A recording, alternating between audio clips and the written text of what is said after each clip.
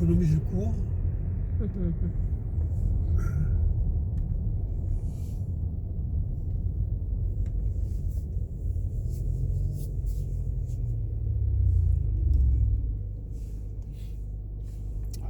Qu'est-ce qu'il y a la tour Eiffel? On ne le voit même pas.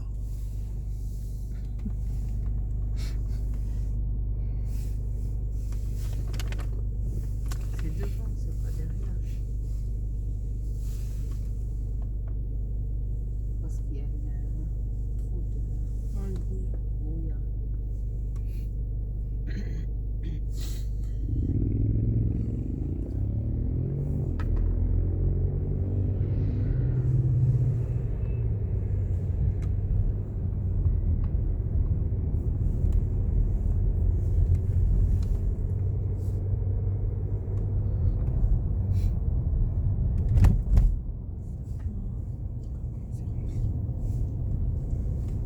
Hier déjà, il était éteinte la tour Eiffel.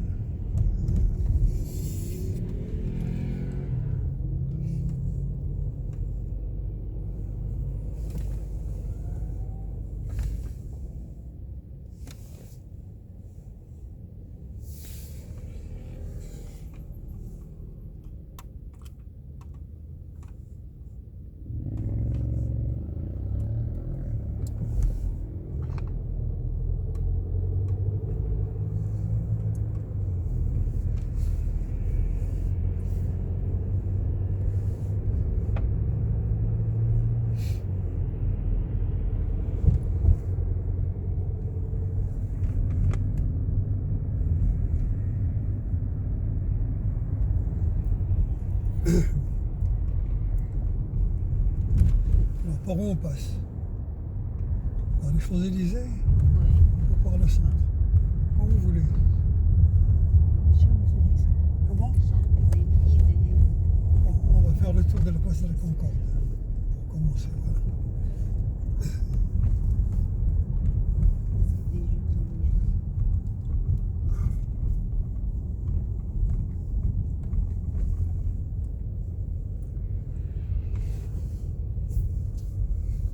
Oh, Champs-Élysées. C'est vrai. Oh, Champs-Élysées. Au soleil, sur la pluie, à midi ou à minuit. On est aux Champs-Élysées. Oh, Champs-Élysées. Oh, Champs-Élysées. À midi ou à minuit.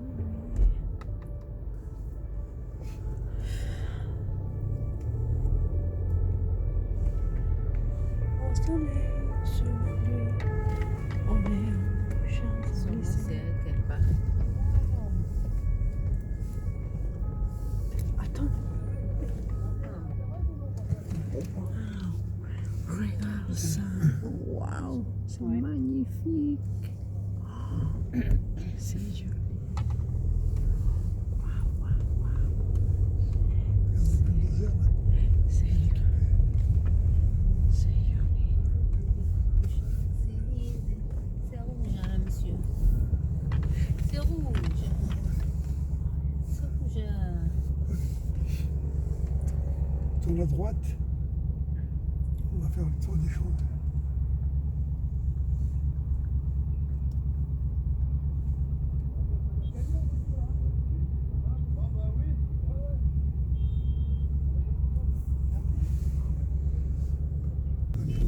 À droite.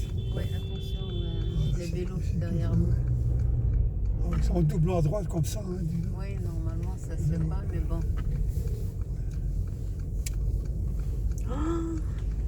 On va faire le tour de la place de la Concorde. Ouais. C'est Et on remonte après. c'est très bien décoré cette année.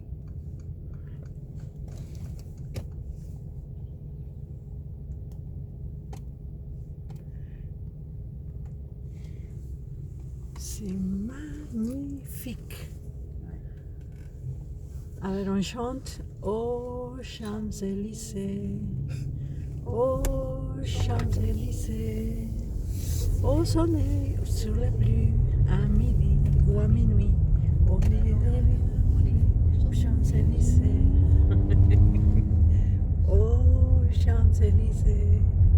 Aux Champs-Élysées. Au soleil, sous les pluies, à midi ou à minuit. Il y a tout ce que vous voulez aux Champs-Élysées. Aux Champs-Élysées. C'est beau, hein. Très très beau.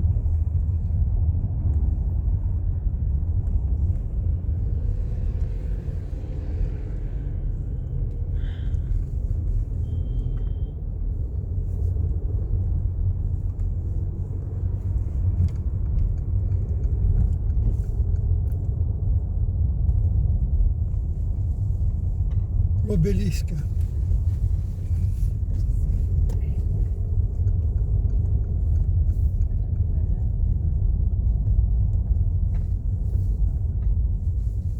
Je vais faire le tour. Et on rentre. Non, non, on part de l'autre côté. Voilà. L'Assemblée nationale là-bas. Ouais. Par là, je veux dire. L'intérieur aussi, si tu peux. Il veut. Tu as pris les deux côtés. Il veut passer les taxis. Les taxis, il ne faut pas Ah lui faire oui, là. confiance. Il voulait à tout prix. Ouais.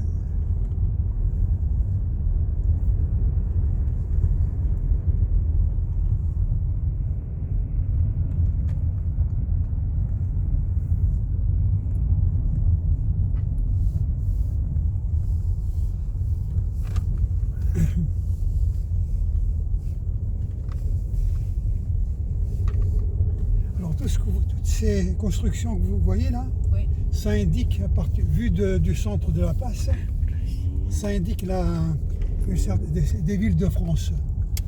Par exemple Bordeaux, Nantes, tout ça.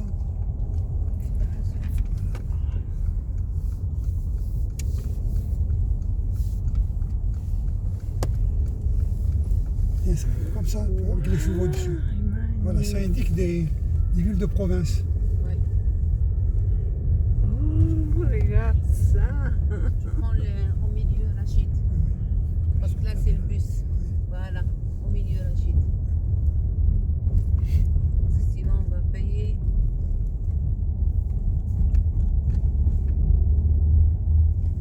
Ah, c'est magnifique, hein. Ils ont décoré.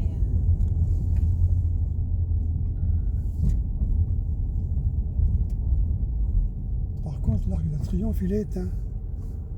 Comme la Tour Eiffel. La chute, attention. Attention à la chute. Et hier aussi.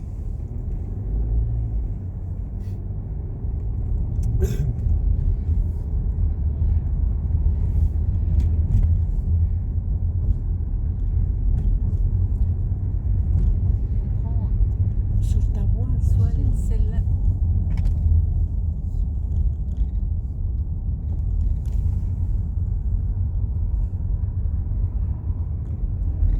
C'est rouge, hein, la chute.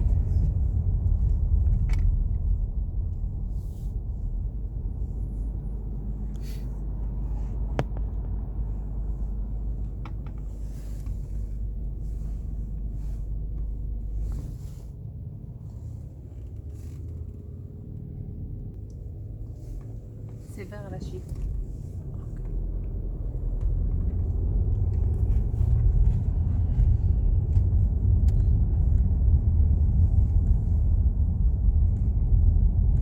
Oui.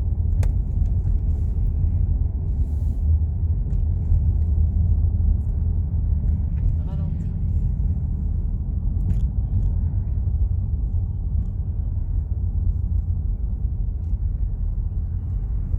Pour arrêter, un coup ici. Pour démarrer, deux coups. D'accord, Nassima? Ouais. C'est mieux.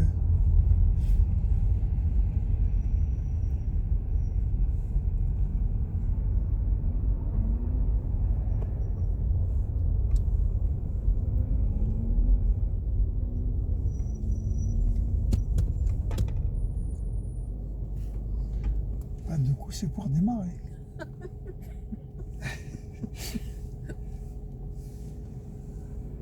Un coup fort, c'est pour s'arrêter.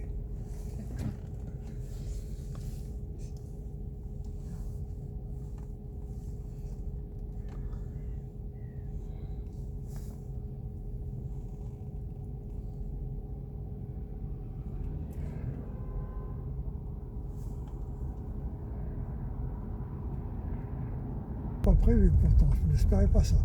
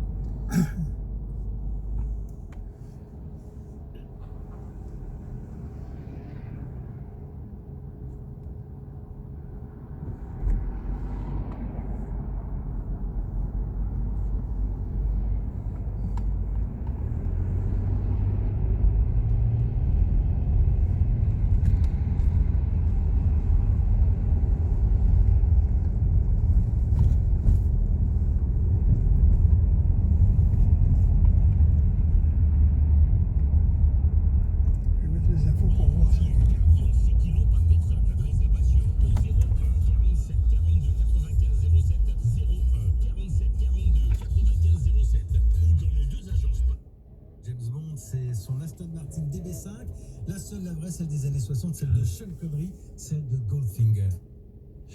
On entend vraiment dans les propos d'Édouard Philippe une volonté, une priorité de ne pas mettre surtout d'huile sur le feu ce soir. Absolument, le Premier ministre a choisi des mots apaisants. Il rend hommage, on vient de l'entendre, aux syndicats, en écho presque à l'image que souhaite montrer l'Élysée du président de la République, un président calme et déterminé.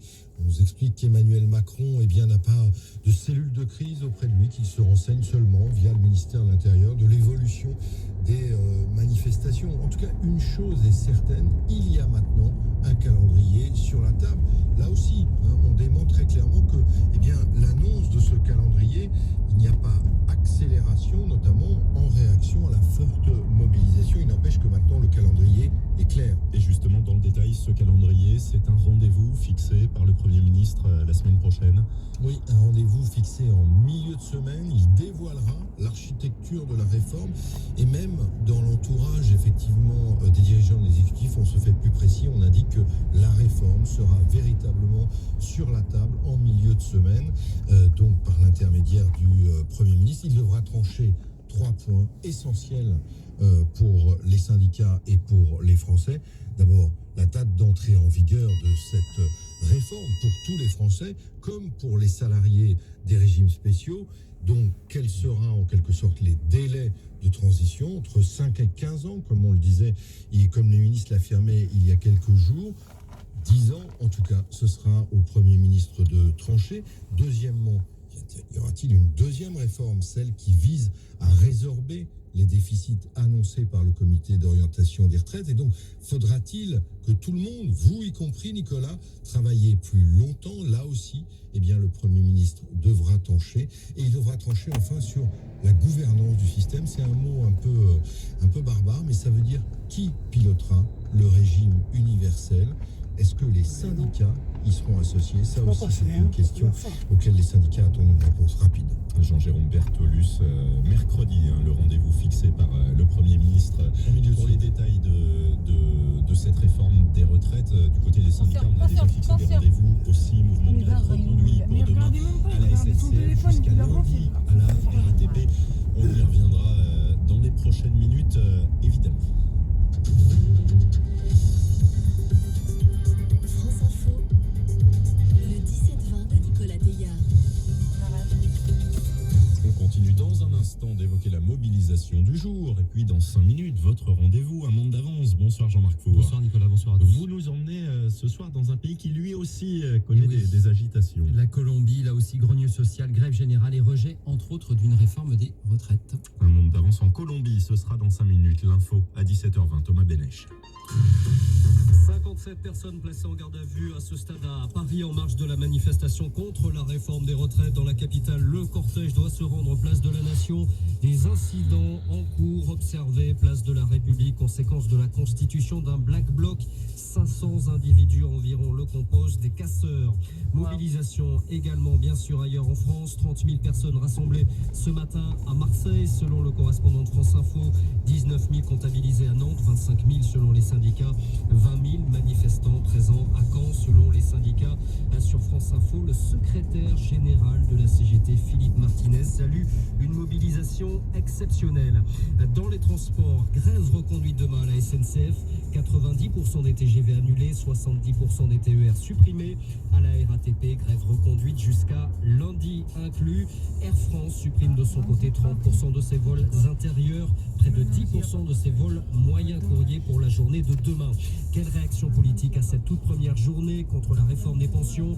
L'Élysée indique que le président de la République est calme et déterminé à aller jusqu'au bout. Parle aussi d'une communication du Premier ministre sur l'architecture générale du texte en milieu de semaine prochaine. 14 personnes portées disparues aujourd'hui en Ukraine après l'incendie d'un immeuble à Odessa.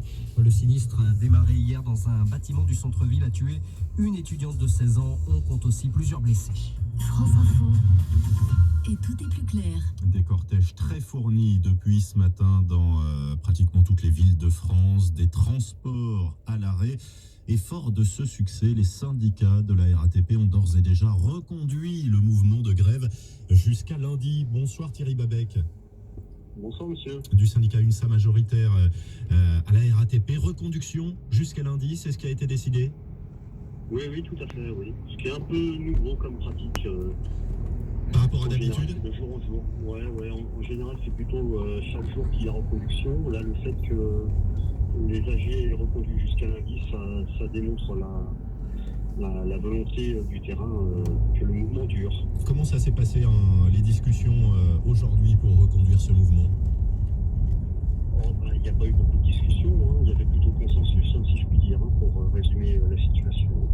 Le Premier ministre Édouard Philippe vous a donné rendez-vous en milieu de semaine, a priori mercredi, pour donner des détails des choix aussi du gouvernement sur cette réforme. Ça veut dire de votre côté une pression maximale avant ces annonces? Ça veut dire que jusqu'à vendredi, il ne va pas se passer grand-chose pour nous, c'est-à-dire qu'on sera en grève. Apparemment, ils ne sont pas si pressés que ça, que les usagers retrouvent des transports normaux. C'est la première réaction que j'ai eue en écoutant cette information. Vous trouvez ça long, ce délai, jusqu'aux annonces? Nous, si vous voulez, on est serein. Je ne veux pas faire le malin, mais je veux dire, le mouvement est fort, il est très volontaire, les gens sont très déterminés. Donc après, je veux dire, c'est pas nous qui avons créé la situation, hein, c'est le gouvernement avec son projet de réforme. Mais je trouve quand même qu'il prend bien son temps et que, voilà, d'un côté, on se plaint de la situation pour les usagers, mais de l'autre, on prend beaucoup de temps quand même. Donc, écoutez, nous, on constate, on attend, qu'est-ce qu'on fasse. Vous croyez aux annonces du gouvernement Sibeth Ndiaye notamment, qui évoque des marges de négociation sur cette réforme? Comment vous l'entendez, vous? Ça fait 3 mois qu'on tient ce discours. Nous, on a fait grève fortement le 13 septembre. On a laissé 3 mois au gouvernement pour sortir de cette situation, faire des propositions, enfin bon, voilà. Les 3 mois n'ont pas été mis à profit, il ne s'est rien passé pendant 3 mois. Juste des gesticulations et un plan de communication qui n'a pas forcément très bien fonctionné au niveau du gouvernement, puisqu'on voulait faire croire qu'il y avait des discussions, que tout se passait bien, mais en fait il ne se passait rien. C'est ça la réalité, il ne s'est rien passé pendant 3 mois. Donc on a du mal à comprendre quelle est la méthode de négociation de ce gouvernement. Et quant aux marges, je ne sais pas ce que ça veut dire. Regardez les policiers, le courrier ne les satisfait pas du tout. Donc voilà, on a du mal à comprendre la méthode en face. Sérénité et détermination chez vous ce soir, Thierry Babec du syndicat UNSA.